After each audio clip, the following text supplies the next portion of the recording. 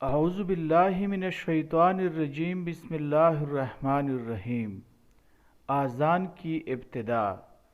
مسجد نبوی کی تعمیر تو مکمل ہو گئی، مگر لوگوں کو نمازوں کے وقت جمع کرنے کا کوئی ذریعہ نہیں تھا جس سے نماز باجماعت کا انتظام ہوتا۔ اس سلسلہ میں حضور صلی اللہ علیہ وآلہ وسلم نے صحابہ کرام رضی اللہ تعالی عنہم سے مشورہ فرمایا۔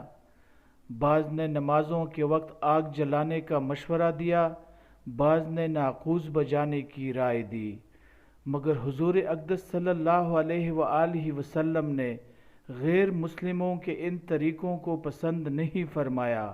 حضرت عمر رضی اللہ تعالی عنہ نے یہ تجویز پیش کی کہ ہر نماز کے وقت کسی آدمی کو بھیج دیا جائے جو پوری مسلم آبادی میں نماز کا اعلان کر دے۔ حضور صلی اللہ علیہ وآلہ وسلم نے اس رائے کو پسند فرمایا اور حضرت بلال رضی اللہ تعالی عنہ کو حکم فرمایا کہ وہ نمازوں کے وقت لوگوں کو پکار دیا کریں، چنانچہ وہ الصلاۃ الجامعہ کہہ کر پانچوں نمازوں کے وقت اعلان کرتے تھے۔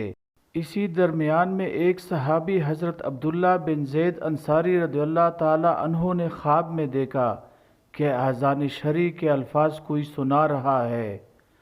اس کے بعد حضور صلی اللہ علیہ وآلہ وسلم اور حضرت عمر رضی اللہ تعالی عنہ اور دوسرے صحابہ کو بھی اسی قسم کے خواب نظر آئے۔ حضور صلی اللہ علیہ وآلہ وسلم نے اس کو من جانب اللہ سمجھ کر قبول فرمایا اور حضرت عبداللہ بن زید رضی اللہ تعالی عنہ کو حکم دیا کہ تم بلال کو اذان کے کلمات سکھا دو کیونکہ وہ تم سے زیادہ بلند آواز ہیں۔ چنانچہ اسی دن سے شرعی اذان کا طریقہ جو آج تک جاری ہے اور قیامت تک جاری رہے گا شروع ہو گیا۔